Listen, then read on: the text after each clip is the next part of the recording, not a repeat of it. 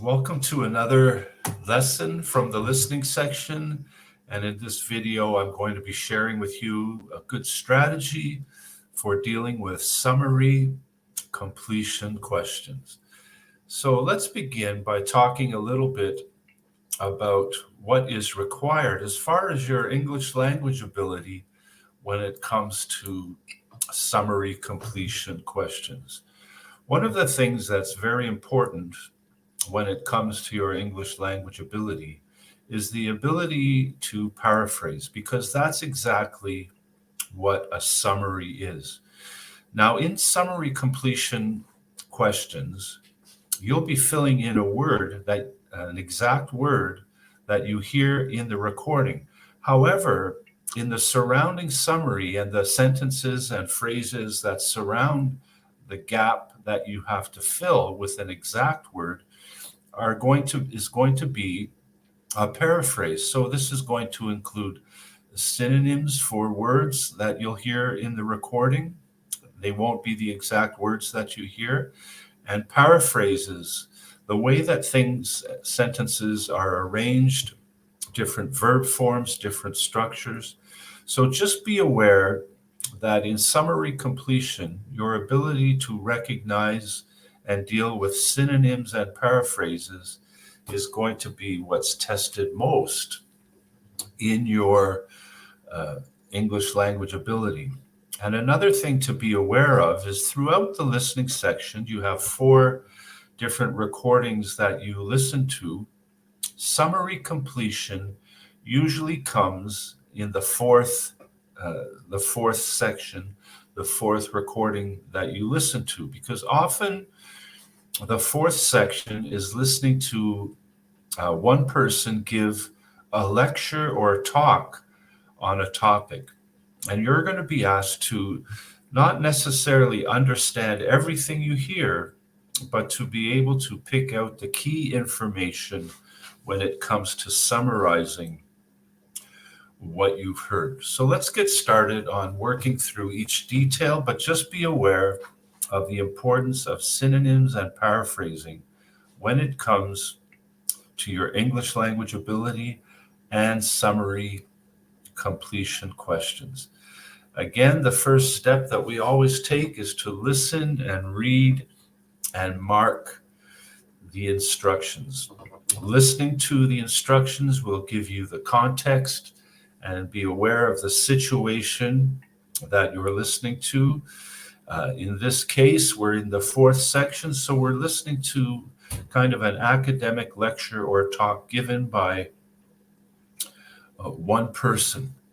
And as you read the instructions, you see that you can only use one word. And it's important to underline this and have it set in your mind before you even begin, so you can focus on what you're listening to and not worry about wondering how many words you can use because you didn't really check the instructions carefully. So step number 1 in any listening question is always to listen and read and mark the instructions and be well aware of the task that's ahead of you.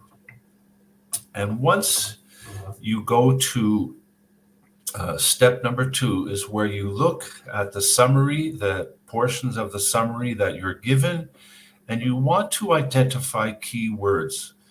And key words are any words that are going to help you limit your options or narrow down the choices of what you can put in, so you know exactly what you're listening for, and when you hear it, you can write it in immediately. The types of keywords that are helpful are adjectives. Adjectives always help to narrow down and describe something more specifically, so they're usually a very good clue. We want to look for actions that are taken.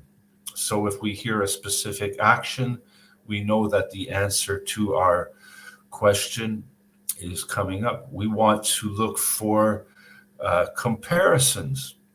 Comparisons are always important. Another form of keyword that's very crucial in the listening section is adverbs, and often we'll have adverbs of frequency.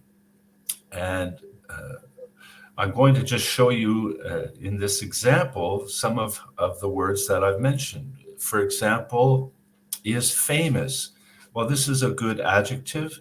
It's also a potential synonym because there are many ways to say something is famous. For example, most known for or well known for.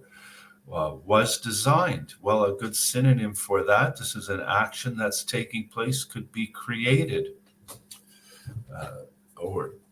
And then we have something like built between. Well, now we know that we're having some type of comparison between 1959, and we know that it's going to be another date. So these are the types of clues that we want to look for. Again, in the second question, number 34, we have manufactured. It could be made. It could be built. So again, we're aware of an action, but we're also aware of possible synonyms. We have an adverb of frequency, every evening. Every evening. We're not looking for something that happens occasionally. We're looking for something that happens all the time, every evening. A spectacle is just another word that there's very likely to be a synonym for. And then we have in our last one, more than. So we're looking for a comparison here. So when you're thinking about predicting and looking for clues for the answers that you have to give, be aware of comparisons and adjectives and adverbs, anything that's going to help you to narrow down your choices, and then you'll write in the one word that you're allowed to write in this summary. And another tip here, as well as synonyms and paraphrasing, just make sure that whatever word you write in there makes the sentence grammatically correct and accurate. And then finally, we'll go on to answer. And I just want to mention again that as you're answering, you will hear an exact word from the recording. The words surrounding that gap that you have to fill in will be synonyms or paraphrases, but the word that you hear and need to fill in will be an exact word from the recording.